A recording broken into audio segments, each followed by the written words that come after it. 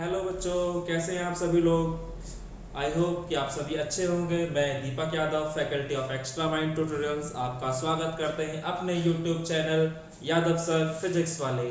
अगर अभी तक आपने हमारे यूट्यूब चैनल को सब्सक्राइब नहीं किया तो सब्सक्राइब कर दीजिए, उसके आगे बेल आइकन दबा दीजिए, जिससे कि जो भी वीडियो अपलोड हो उसकी सबसे पहले नोटिफिकेशन आप तक पहुंचे और आपका कोई भी वीडियो मिस ना हो। क्यों?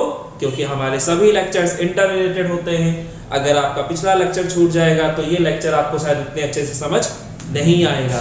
सो बच्चों, आज की क्लास में हम लोग कुछ क्वेश्चंस करेंगे, यानी कि न्यूमेरिकल्स करेंगे, उन सभी टॉपिक्स पे जो हमने पिछली क्लासेस में पढ़े हैं।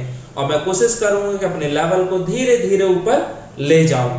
ठीक है, सीबीएसई से स्टार्ट करके हम लोग जेईई मेंस तक के लेवल तक जाएंगे और वहां तक के हम लोग क्वेश्चंस करेंगे। जितनी भी आपकी अच्छी किताबें वहीं से उठा के लाए हुए क्वेश्चंस हैं सारे। सो चलिए, आपका टाइम वेस्ट किए बगैर हम लोग स्टार्ट करते हैं अपनी आज की क्लास। सो हमारा पहला क्वेश्चन आप लोगों को बोर्ड पे नजर आ रहा होगा। ये आपके एनसीईआरटी का क्वेश्चन है।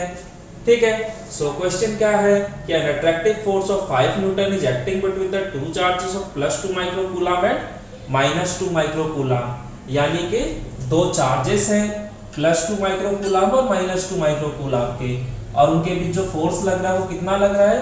सो 5 न्यूटन का फोर्स लग रहा है और वो कुछ दूरी पे रखे हुए हैं। कितनी दूरी पे रखे हैं शायद इसके बारे में हमें कोई जानकारी नहीं है। अब क्या कहा जाता है? तो अब कहा जा रहा है if the charges are mutually touched, यानी चार्जेस को हमने म्यूचुअली टच किया है and placed again at the same distance, और वापस से हमने उसी जगह पे रख दिया जहां से उसे हमने उठाया था, यानी कि डिस्टेंस को चेंज नहीं किया गया है। तो जो डिस्टेंस पहले था अभी भी वही डिस्टेंस है। और पूछा क्या गया है? तो what will be the new force between them. तो चार्जेस के बीच लगने वाला नया फोर्स क्या होगा, वही आप लोगों से पूछा जा रहा है।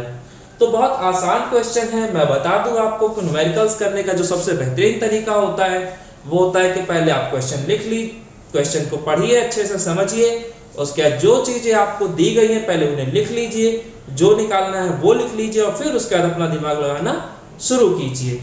तो यहाँ पे आपको फोर्स बता दिया गया है कि फोर्स कितना लग रहा था। सो फोर्स कितना है? 5 न्यूटन का, और ये दो चार्जेस के बीच लग रहा है। जो चार्जेस है उनकी वैल्यू भी आपको दे दी गई है, +2 माइक्रोकूलम एंड -2 माइक्रोकूलम। ओके, और इनको क्या किया? टच किया गया और वापस से उसी दूरी पे रख दिया गया है। तो अगर उसी दूरी पे रख दिया है, इसका मतलब क्या हुआ कि जो नई वाली दूरी है वो पुरानी वाली दूरी के बराबर होगी। और पूछा गया है तो what will be the new force, यानी नया वाला फोर्स क्या होगा। तो यहाँ पर जो कंसेप्ट लग रहा है वो चार्जिंग बाय कंडक्शन का कंसेप्ट है। और मैंने आपको सिखाया था कि चार्जिंग बाय कंडक्शन में होता क्या है कि अगर दो बॉडीज आइडेंटिकल हो और उनको हम एक दूसरे के साथ फिजिकली टच में लाते हैं तो चार्ज ट्रांसफर होना शुरू हो जाता है, और चार्ज तब तक ट्रांसफर होता रहता है जब तक कि दोनों पे चार्ज बराबर ना हो जाए।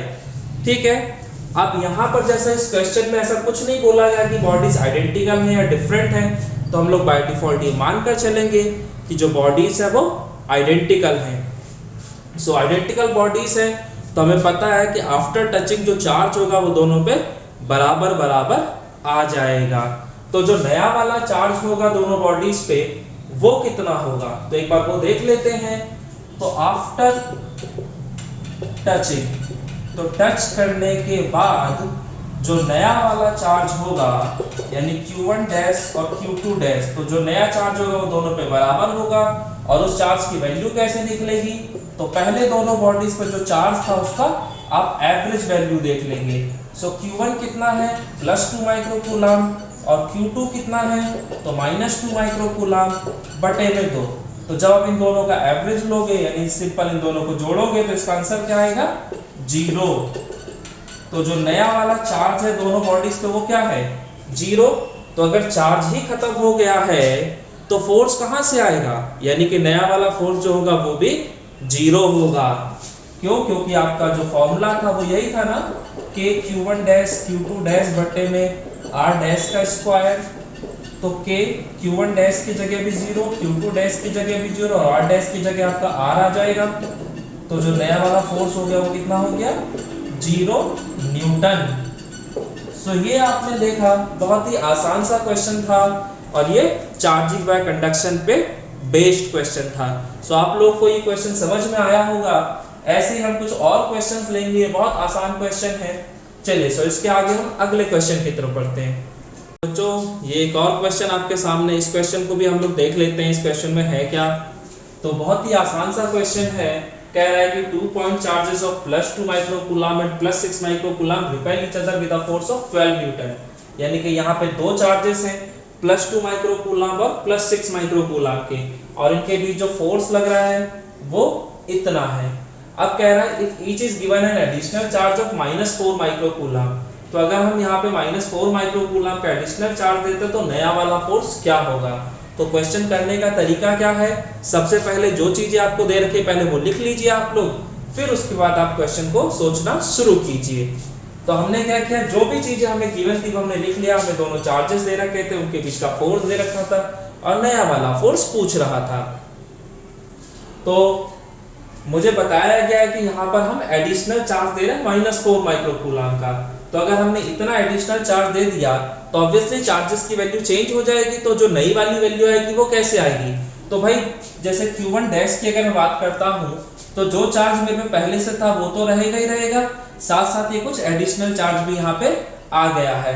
तो इन दोनों को जोड़ूंगा तो ये मेरा Q1 डैश आ जाएगा। सेम ऐसे ही Q2 डैश क्या होगा, तो जो पुराना चार्ज है वो तो रहेगा ही रहेगा, साथ साथ नया चार्ज और ऐड हो गया। तो ओवरऑल इतना चार्ज आ चुका है। ठीक है, अब इस क्वेश्चन में मैंने ये तो देख लिया, अब मुझे चाहिए था नया वाला फोर्स। तो नया वाला फोर्स निकालने के लिए हमें तीन चीजों की जरूरत होती है, नए वाले दोनों चार्जेस और उनके बीच का डिस्टेंस। ठीक है, तो मुझे नए वाले चार्जेस तो पता चल गए, लेकिन नया वाला डिस्टेंस क्या है वो नहीं पता है अभी तक। तो नया वाला क्या, खैर पुराना वाला डिस्टेंस भी मुझे नहीं पता है। ठीक है, और डिस्टेंस को लेकर इस क्वेश्चन में कोई बात नहीं हो रखी है, इसका मतलब है कि डिस्टेंस ओवरऑल सेम है।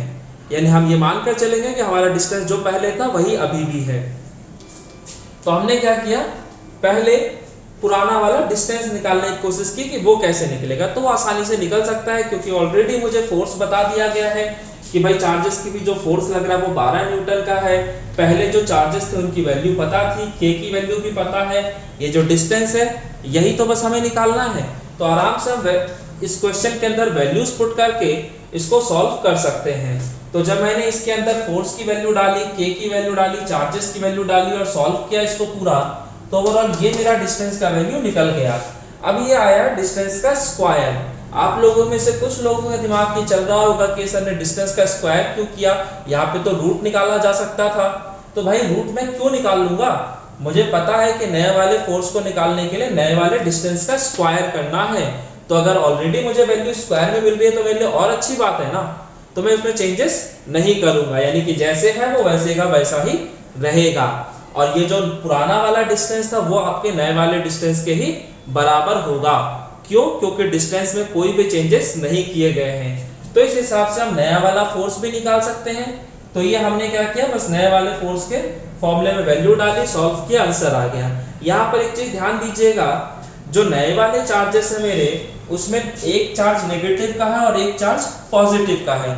और जब भी एक पॉजिटिव और एक नेगेटिव में होता है, यानी कोई भी चार्ज अगर नेगेटिव में है तो वहां मोड लगाना कंपलसरी हो जाता है, अदरवाइज हमारा आंसर नेगेटिव में आ जाएगा जो कि गलत कहलाएगा। ठीक है, तो हमें क्या करना था, चार्जेस का मोड लेना था। जबकि अगर ऊपर वाले फॉर्मूले में देखूं तो मैं यहाँ मोड नहीं भी लेता तो कोई दिक्कत नहीं थी। क्यों, क्योंकि दोनों ही चार्जेस पॉजिटिव के हैं, और अगर पॉजिटिव के हैं तो मोड चाहे लो और चाहे ना लो कोई फर्क नहीं पड़ता। लेकिन हाँ, अगर कोई भी चार्ज नेगेटिव का है तो वहां मोड लेना कंपलसरी है, अदरवाइज क्वेश्चन गलत हो जाएगा। तो इस तरह से ये हमारा नया वाला फोर्स निकल के आ गया। चलिए बच्चों, सो अगला क्वेश्चन हम देखते हैं। सो बच्चों अब हम देखेंगे क्वेश्चन कूलम्ब्स लॉ पे। तो कूलम्ब्स लॉ पे बहुत सारे क्वेश्चंस बनते हैं जो आपके एग्जामिनेशन पॉइंट ऑफ व्यू से बहुत इंपॉर्टेंट हैं। तो उसमें सबसे पहले क्वेश्चन बनता है सिमेट्री बेस्ड क्वेश्चन, यानी कि आपको कुछ इस तरह का सिस्टम दे रखा होगा जिसमें सभी जगह चार्जेस बराबर हो। जैसे आपको ये फिगर पहले से तैयार दिख रहा होगा, यहाँ पे मैंने एक स्क्वायर ले लिया है और बोला गया है क्वेश्चन में कि जो स्क्वायर इनके चारों कॉर्नर्स पे इक्वल चार्जेस रखे हुए हैं और इसका सेंटर पॉइंट जो है यहाँ पे बताइए कि नेट फोर्स क्या होगा। ठीक है, तो यहाँ पे अगर आप देखोगे तो इस पॉइंट से ये सारे के सारे पॉइंट सिमेट्रिक हैं, यानी कि एक तरह से कहा जाए तो बराबर दूरी पे हैं, ठीक है, सभी जगह सब कुछ सेम है। तो इस तरह की कंडीशन को हम सिमेट्री कहते हैं, यानी कि जहां से देखने पे लगभग चीजें सेम दिखती है तो वो आपका सिमेट्री वाला कंडीशन बन जाता है। तो अब यहाँ पे इसने पूछ लिया कि बताइए इस चार्ज पे नेट फोर्स क्या होगा। तो हमें करना क्या है, आपको पता है कि फोर्स की जो डायरेक्शन होती है वो हमेशा उन दोनों चार्जेस को ज्वाइन करने वाली लाइन के ही अलाउ होती है। तो अगर ये सारे के सारे चार्जेस आपके एक जैसे हैं तो मान लेते हैं ये सारे चार्जेस आपके पॉजिटिव के, और ये वाला चार्ज जो है ये भी पॉजिटिव का है। तो मुझे बताइए इस चार्ज की वजह से जो फोर्स लगेगा, देखो सभी चार्जेस एक दूसरे पे फोर्स लगा रहे होंगे, लेकिन मुझे मतलब सभी से नहीं है, मुझे जिसके लिए पूछा गया मतलब सिर्फ उसी से है। तो पूछा किस जगह पे था, तो इस पॉइंट पे नेट फोर्स पूछा जा रहा है, तो मुझे मतलब सिर्फ और सिर्फ इस पॉइंट पे लगने वाले फोर्स से है। तो ये जो पॉजिटिव चार्ज है वो इस पॉजिटिव चार्ज को किधर धकेलेगा, तो इधर की तरफ। सेम ऐसे ही ये वाला जो पॉजिटिव चार्ज है वो इस पॉजिटिव को किधर धकेलेगा, तो इधर की तरफ। तो यानी इस पे जो फोर्स लग रहा होगा वो इधर की तरफ लग रहा होगा। और आप एक बात और जानते होंगे कि जो फोर्स का हमारा बेसिक फॉर्मूला था वो यही था। तो इस फॉर्मूले को अगर आप ध्यान से देखेंगे तो आपको समझ में आएगा कि जो फोर्स की वैल्यू है वो सिर्फ और सिर्फ चार्जेस के पेयर और उनके बीच के डिस्टेंस पे डिपेंड करती है। तो मुझे बताओ जो चार्जेस का पेयर यहाँ पे है वही चार्जेस का पेयर तो यहाँ पे भी है। यहाँ पे स्मॉल क्यू कैपिटल क्यू का पेयर है, और यहाँ देखूंगा तो भी स्मॉल क्यू और कैपिटल क्यू का ही पेयर है, और ये जो डिस्टेंस है ये भी बराबर है। तो अगर चार्जेस का पेयर सेम है, उनके बीच का डिस्टेंस सेम है, तो ऑब्वियसली फोर्स भी सेम होगा। तो अब अगर इन फोर्सेस की वैल्यू सेम है और इनकी डायरेक्शन अपोजिट है तो ओवरऑल रिजल्टेंट फोर्स क्या आएगा इन दोनों में से, जीरो। ये दोनों एक दूसरे के इफेक्ट को कैंसिल कर देंगे। सेम वैसे ही ये जो पॉजिटिव चार्ज है वो इस पॉजिटिव को किधर धकेल रहा होगा, तो सीधा सा फंडा इधर धकेलेगा, और ये जो पॉजिटिव चार्ज है वो भी इस पॉजिटिव को इधर ही धकेल रहा होगा। और यहाँ पे भी देखेंगे तो चार्जेस का जो पेयर आपको यहाँ नजर आ रहा है वही पेयर आपको यहाँ भी नजर आ रहा है। तो चार्जेस का पेयर भी सेम है, उनके बीच का डिस्टेंस भी सेम है, तो ऑब्वियसली ये दोनों फोर्सेस भी सेम होंगे। तो ये भी एक दूसरे के इफेक्ट को बैलेंस कर देंगे, जैसे इन्होंने एक दूसरे के इफेक्ट को बैलेंस कर दिया था। तो ओवरऑल जब सभी एक दूसरे को बैलेंस कर देंगे तो नेट फोर्स क्या आएगा इस पॉइंट पे, जीरो। ठीक है, तो जो कंडीशन यहाँ थी वही कंडीशन यहाँ भी है। इस पॉइंट से देख लो पूरा चार्ज आपको एक जैसा ही दिख रहा है, बराबर दूरी पे ही दिख रहा है, तो ये भी सिमेट्री वाली कंडीशन है। अब यहाँ पे क्या करते हैं, हमने एक स्मॉल एलिमेंट ले लिया, मान लो ये, और इसकी वजह से फोर्स देखा, तो ऑब्वियसली यहाँ पे पॉजिटिव चार्ज है पूरे पे, तो ये जो पॉजिटिव चार्ज है वो इस पॉजिटिव को इधर धकेल रहा होगा। सेम इसके डायमेट्रिकली अपोजिट अगर मैं यहाँ एक एलिमेंट ले लेता हूँ और उसकी वजह से देखूं तो उसकी वजह से भी जो डायरेक्शन आएगी वो इधर की तरफ आएगी। अब आपको पता है कि ये जो स्मॉल एलिमेंट है इस पे अगर यहाँ चार्ज dq है तो उतना ही स्मॉल एलिमेंट अगर यहाँ लूंगा तो उस पे भी चार्ज dq ही होगा। तो अब ये दोनों चार्जेस अगर बराबर हैं, मतलब चार्जेस का पेयर जो यहाँ पे वही यहाँ पे भी, और ये जो डिस्टेंस यहाँ पे है वही डिस्टेंस यहाँ पे भी है, तो ऑब्वियसली ये दोनों फोर्स भी बराबर होंगे। तो ये भी एक दूसरे के इफेक्ट को कैंसिल कर देंगे। तो जो कहानी यहाँ पे है वही कहानी तो हर जगह होगी। यहाँ पे भी डायमेट्रिकली अपोजिट वाले एक दूसरे के इफेक्ट कैंसिल कर रहे होंगे, यहाँ पे डायमेट्रिकली अपोजिट वाले एक दूसरे के इफेक्ट को कैंसिल कर रहे होंगे, तो नेट फोर्स यहाँ पर भी जीरो आ जाएगा। सेम वही कहानी यहाँ पर भी होगी। तो यहाँ भी आप देख रहे होंगे तो ये जो सेंट्रॉइड है इस ट्राइंगल का, यहाँ पर भी नेट फोर्स जीरो ही आना है, क्योंकि ये जो पॉजिटिव चार्ज है वो इस पॉजिटिव को किधर धकेल रहा है, तो इधर की तरफ। ये पॉजिटिव इस पॉजिटिव को इधर धकेल रहा है और ये वाला पॉजिटिव इसको इधर धकेल रहा है। तो ऑब्वियसली चार्जेस का पेयर हर जगह सेम है, डिस्टेंस भी सेम है, तो ये फोर्स भी सेम आएगा। अब ये जो फोर्सेस हैं तीनों, अगर इन तीनों की बात करो तो ये तीनों फोर्सेस भी सिमेट्रिक हैं। क्यों? क्योंकि इनके बीच का जो टोटल एंगल है वो कितने का होगा, सो 120 का, क्योंकि टोटल एंगल कितने का बन रहा है, 360 का। तो ऑब्वियसली 360 को अगर तीन बराबर भागों में बांटोगे तो हर एक हिस्सा 120 का आएगा। तो यहाँ भी सिमेट्री वाली कंडीशन है, सो नेट फोर्स यहाँ पे भी जीरो है। सेम ऐसे ही पॉलीगन वाली फिगर में भी हो जाएगा। ये अगर आपका हेक्सागन है तो इसमें भी सेम कहानी बन रही होगी, ये वाला चार्ज इसको इधर रिपेल कर रहा होगा, ये वाला इधर रिपेल कर रहा होगा, तो ये दोनों एक दूसरे के इफेक्ट कैंसिल कर रहे होंगे। सेम ऐसे ये वाला इधर और ये वाला इधर, तो ये भी एक दूसरे के इफेक्ट को कैंसिल कर रहे होंगे। यानी ओवरऑल ये जो सिमेट्री वाले क्वेश्चंस है इनको बगैर सॉल्व किए आप इनका आंसर दे सकते हैं और वो आंसर हमेशा क्या होगा, 0। सो बात समझ में आती है। तो ये मैंने एक टाइप आपके साथ डिस्कस किया है जो कि सिमेट्री बेस्ड है। अब इसके बाद हम दूसरा टाइप डिस्कस करते हैं। सो बच्चों अब हम ये वाला क्वेश्चन देखते हैं। तो ये जो दूसरा टाइप होता है उसमें किसी एक चार्ज पे फोर्स आपसे पूछ लिया जाता है और ये जो चार्ज होता है ये आपका कहीं कॉर्नर में रखा हुआ होगा जिस पे आपसे फोर्स पूछा जाएगा। तो जैसे इस क्वेश्चन में पूछा गया है कि find the force acting on charge B, यानी पॉइंट B पर जो चार्ज रखा उस पे आपको फोर्स बताना है कि कितना फोर्स होगा।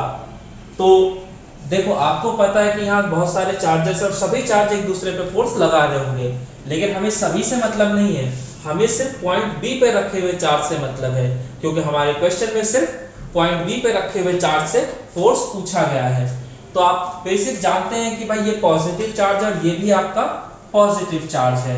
एक काम करते हैं, इसको पॉजिटिव ले लेते, चलो पॉजिटिव ही चलने दो, बाकी नेगेटिव करके आप देख लीजिए घर बैठ के आराम से। तो ये वाला जो पॉजिटिव चार्ज है वो इस पॉजिटिव को किधर धकेलेगा, तो इधर की तरफ।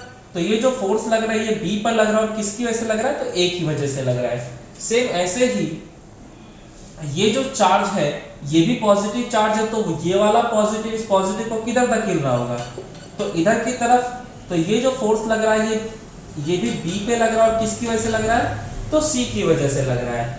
अब ये दोनों के दोनों मेरे पास फोर्स आ चुके हैं, लेकिन मुझे इन दोनों का चाहिए रिजल्टेंट। तो रिजल्टेंट निकालने के लिए आपने रिजल्टेंट वाला फॉर्मूला पढ़ा होगा बचपन में, जिसमें आप square root of a square plus b square plus 2ab cos theta कर देते थे।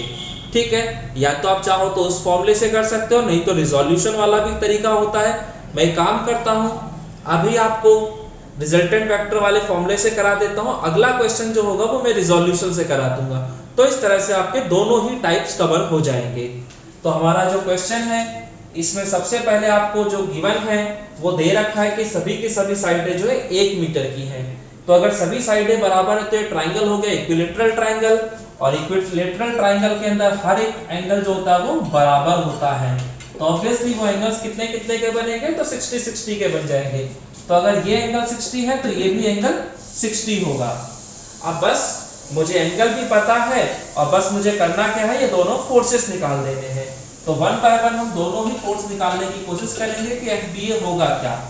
तो फोर्स का जो फॉर्मूला था वो क्या था, K, तो मोड ऑफ QB और मोड ऑफ QA बटे में AB का स्क्वायर, यही होगा।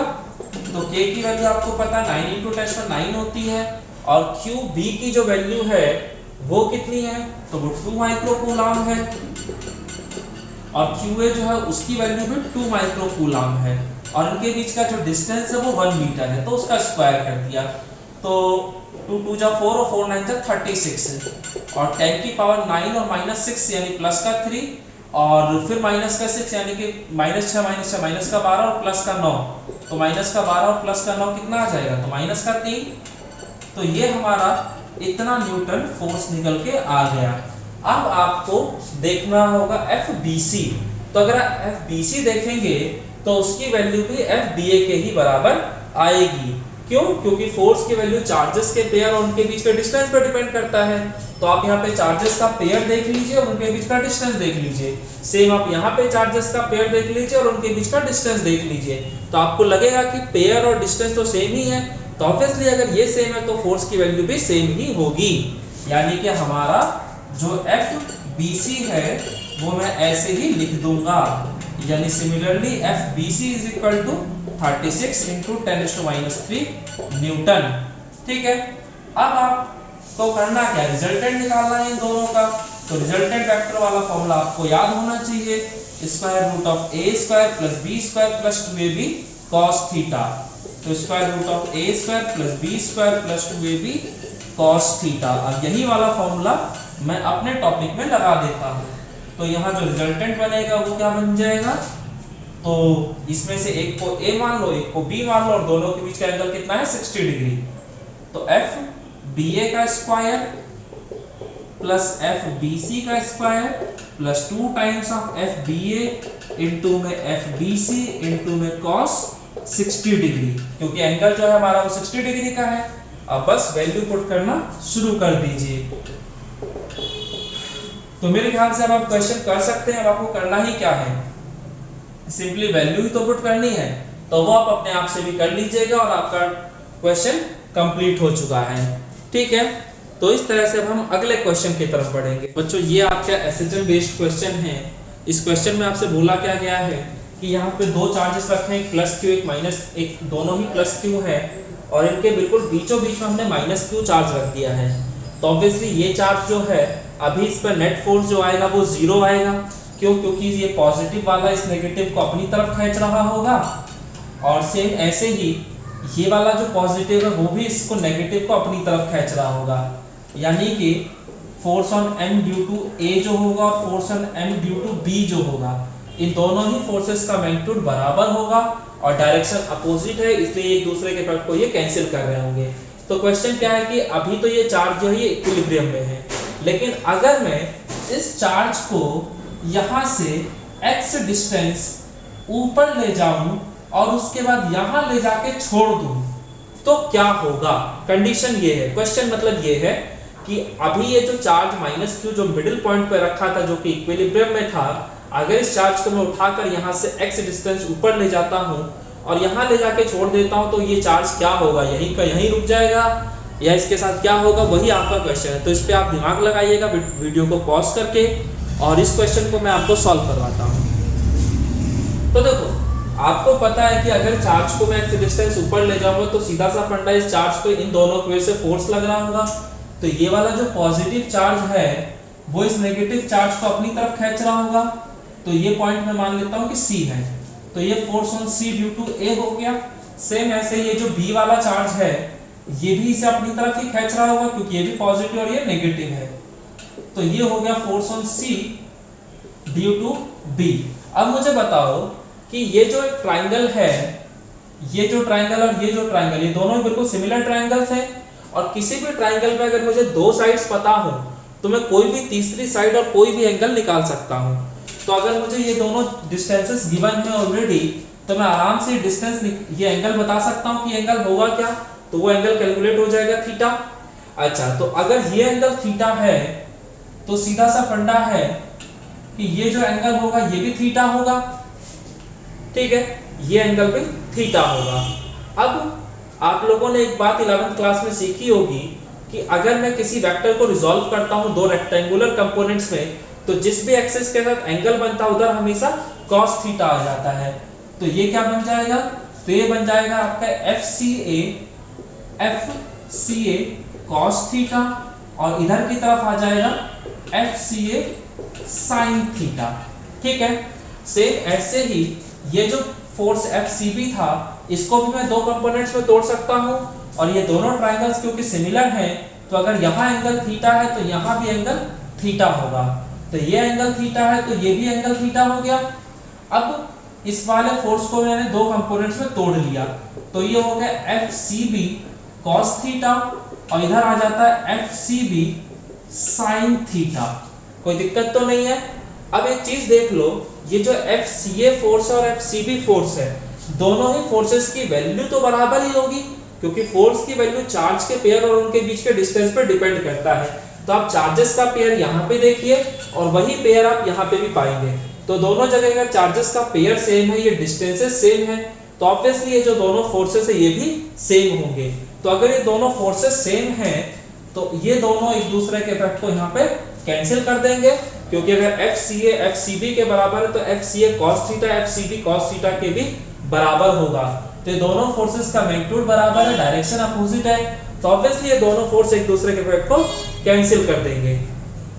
ठीक है, तो ये दोनों फोर्सेस का इफेक्ट खत्म हो गया।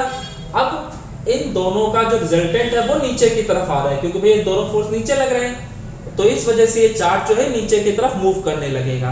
तो ये जो नेट फोर्स नीचे की तरफ लग रहा है वो लग कितना रहा है, तो FCA sin थीटा और FCB sin थीटा और दोनों का ही वैल्यू बराबर है तो सीधा सा फंडा है FCA जो होगा यहाँ पे एफ सी ए की वैल्यू एफ सी बी के बराबर, और इसको मैं मान लेता हूँ कि किसके बराबर है, तो एफ के बराबर है। तो इस हिसाब से जो आपका रिजल्टेंट फोर्स आ रहा है वाई एक्सिस के अबाउट, वो कितना आ रहा है, तो वो है F C A sine theta plus F C B sine theta, और एफ सी और एफ सी बी दोनों बराबर, तो उसकी जगह मैं एफ लिख सकता हूँ।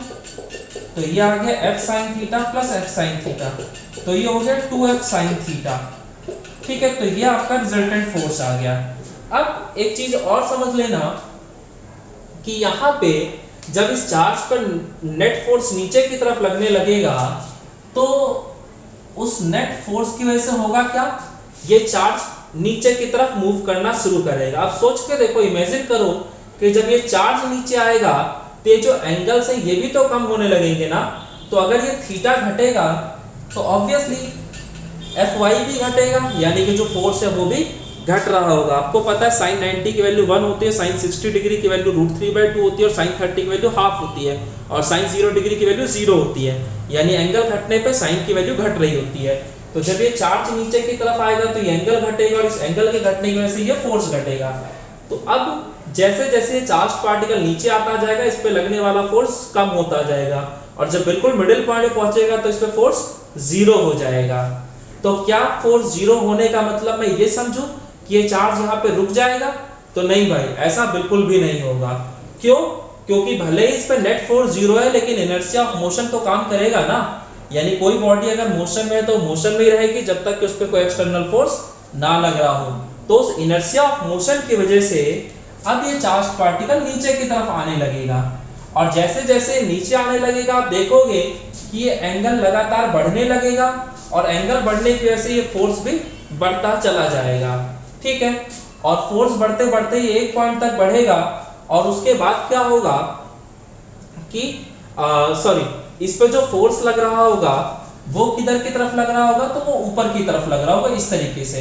क्योंकि आप किसी भी पोजीशन पे अगर देखेंगे, मैं आपको दिखा देता हूँ यहाँ पे कोई एक पोजीशन लेके, तो आपको चीजें बेहतर तरीके से समझ में आएगी। जैसे मैंने ये वाली पोजीशन ले ली मान लिया जाए, ठीक है, और तो इस वाले पोजीशन पे अगर मैं देखना चाहूँ तो ये वाला पॉजिटिव इस नेगेटिव को अपनी तरफ खींच रहा होगा, और ये वाला पॉजिटिव इस नेगेटिव को अपनी तरफ खींच रहा होगा। तो ये दोनों फोर्सेस को अगर मैं तोड़ूंगा तो इन दोनों के ये वाले कंपोनेंट कैंसिल हो जाएंगे, और ये वाले कंपोनेंट जो होंगे एड अप हो जाएंगे। तो आप समझिएगा कि जब ये चार्ज नीचे की तरफ आ रहा होगा तो नीचे आने की वजह से ये एंगल जो है बढ़ रहा होगा, और इस एंगल की बढ़ने की वजह से फोर्स बढ़ रहा होगा। तो चार्ज पार्टिकल भले ही नीचे आ रहा है, लेकिन उस पर लगने वाला जो फोर्स है वो बढ़ता जा रहा है, और वो फोर्स ऊपर की तरफ लग रहा है, यानी मोशन के अपोजिट डायरेक्शन में। तो वो इस चार्ज के मोशन को कम करने लगेगा, और होते होते एक पॉइंट पे जाके वो रुक जाएगा। ठीक है, और फिर जब रुक जाएगा तो ये फोर्स अपना इफेक्ट दिखाएगा पूरी तरह से, और फिर वो चार्ज ऊपर की तरफ जाने लगेगा। तो इस तरह से आपका चार्ज पार्टिकल एसएचएम करेगा। तो आपने देखा कि अगर मैंने इक्विलिब्रियम पोजीशन से थोड़ा सा ऊपर लेकर गया तो क्या हुआ, चार्ज पार्टिकल एसएचएम करने। तो बच्चों ये क्वेश्चन भी हो सकता है आपका इस तरह से मॉडिफिकेशन करके आ जाए, तो इसमें क्या होगा। तो ये क्वेश्चन भी बिल्कुल वैसे ही है, बस यहाँ फर्क क्या था कि यहाँ पे दोनों चार्ज पॉजिटिव थे और ये मैंने एक नेगेटिव चार्ज दिया था। तो इस बार मैंने क्या किया है कि ये वाला चार्ज पॉजिटिव ले लिया है, और फिर मैं पूछूंगा आपसे कि अगर मैं इस पॉजिटिव चार्ज को थोड़ा सा दूसरी तरफ मूव करके ले जाऊं तो उसमें क्या होने वाला है। जैसे इस पॉजिटिव चार्ज को अगर मैं यहाँ से मान लिया जाए मूव करके यहाँ ले जाता हूँ, यानी x डिस्टेंस अगर इधर ले गया और यहाँ ले जाके छोड़ दूँ तो क्या होगा। अब यही इस क्वेश्चन में हमें देखना है। तो आप लोग वीडियो को पॉज करके अपना दिमाग लगाइएगा, और जब उसको समझ में आ जाए तो उसके बाद फिर वीडियो को आगे बढ़ाइएगा। तो हम लोग देखते हैं कि यहाँ हो क्या सकता है। तो अगर मैं इस पॉइंट से उठाकर मान ली इस पॉइंट पे ले जाता हूँ इस पॉजिटिव चार्ज को, तो ये वाला पॉजिटिव इस पॉजिटिव चार्ज को इधर की तरफ धकेल रहा होगा, तो ये तो लग गया C पर A की वजह से फोर्स, और ये जो पॉजिटिव चार्ज है वो इसको इधर धकेल रहा होगा, force on C due to B। ठीक है, तो ये दोनों फोर्सेस लग रहे हैं। तो सीधा सा फंडा, ये वाला चार्ज इस चार्ज को इधर धकेल रहा है और ये वाला इधर धकेल रहा है, तो इफेक्ट किसका ज्यादा आएगा। तो सीधा सा फंडा, फोर्स की वैल्यू दो चीजों पर डिपेंड करता है, एक चार्जेस के पेयर और दूसरा डिस्टेंस। तो जो चार्जेस का पेयर यहाँ है वही पेयर तो यहाँ पे भी है, भाई यहाँ पे भी क्यू क्यू का ही पेयर है, यहाँ पे भी क्यू क्यू का ही पेयर है। तो चार्जेस का पेयर सेम है, यानी उससे कोई लेना देना नहीं है। तो फर्क किससे पड़ेगा, तो डिस्टेंस से। तो डिस्टेंस जो है भाई ये वाला ज्यादा है ना, AC डिस्टेंस जो है AB से बड़ा है, और डिस्टेंस जितना ज्यादा फोर्स का इफेक्ट उतना ही कम।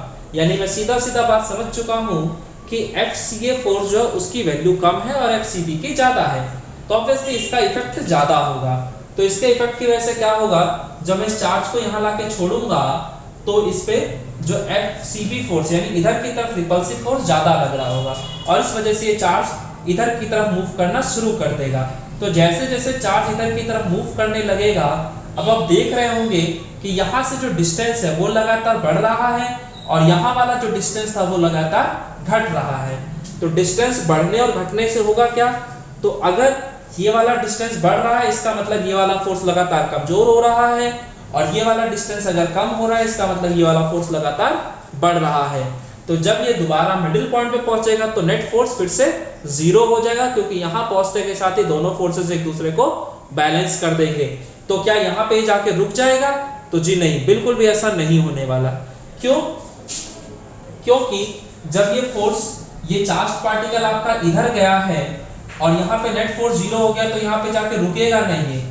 क्यों, क्योंकि ये अभी मोशन में है, और इनर्शिया ऑफ मोशन की वजह से ये मोशन में ही रहेगा। तो इस पॉइंट पे भले ही पहुंचने के बाद नेट फोर्स 0 हो गया हो, लेकिन बॉडी आगे की तरफ मूव करेगी, यानी चार्ज पार्टिकल आपका यहाँ भी x डिस्टेंस आगे तक जाएगा। और जैसे जैसे चार्ज पार्टिकल इधर की तरफ जाएगा, आप ये समझ लेना कि वो जो चार्ज पार्टिकल का डिस्टेंस a के साथ था वो लगातार घट रहा है, और इस वजह से A का इफेक्ट बढ़ रहा होगा। तो A का जो इफेक्ट है वो चार्ज को इधर की तरफ मूव कराने की कोशिश कर रहा है, यानी कि जैसे जैसे चार्ज पार्टिकल इधर आता जाएगा उस पे लगने वाला रिपल्सिव फोर्स बढ़ता चला जाएगा, और चार्ज की स्पीड कम होने लगेगी। और जब वो x डिस्टेंस पे पहुंचेगा तो वहां पे उसकी स्पीड बिल्कुल 0 हो जाएगी, यानी कि रेस्ट में आ जाएगा। तो रेस्ट में आने के बाद क्या होगा, इस वाले फोर्स का पूरा इफेक्ट नजर आएगा, और उस इफेक्ट की वजह से चार्ज पार्टिकल फिर इधर जाने लगेगा, और जब ये सेंटर में पहुंचेगा तब फिर ये दोनों फोर्सेस एक दूसरे को बैलेंस कर देंगे और नेट फोर्स 0 हो जाएगा। लेकिन चार्ज पार्टिकल अभी भी नहीं रुकेगा, क्योंकि इनर्शिया ऑफ मोशन।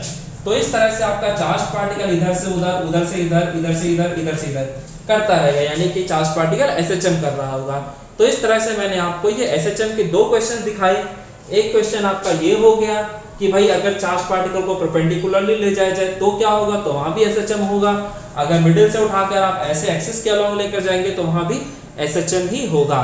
तो बच्चों आज हमने जो क्वेश्चंस किए हैं ये लेवल 1 के क्वेश्चंस हैं, यानी कि थोड़े आसान क्वेश्चन। जो नेक्स्ट वीडियो हमारी आएगी उसमें हम इससे भी अच्छे क्वेश्चंस करेंगे, यानी लेवल 2 के क्वेश्चन, जो कि आपके इंजीनियरिंग और medical examination point of view से बहुत ज़्यादा इंपॉर्टेंट होंगे। सो आई होप कि आपको आज की क्लास समझ में आई होगी। न्यूमेरिकल करना बहुत ज़रूरी है, भले ही वो थोड़ा सा मुश्किल है आपके लिए, लेकिन फिर भी आप कीजिए, क्योंकि बगैर ये किए गुजारा नहीं होगा। ठीक है, सो अगर आपको हमारी वीडियो पसंद आई हो तो हमारे चैनल को सब्सक्राइब करें, यादव सर फिजिक्स वाले, और बेल आइकन को जरूर दबाएं, जिससे कि आपको कोई भी नोटिफिकेशन आए तुरंत ही वीडियो आते के साथ, और आपकी कोई भी वीडियो मिस ना हो। चलिए बच्चे, ओके, सो बाय।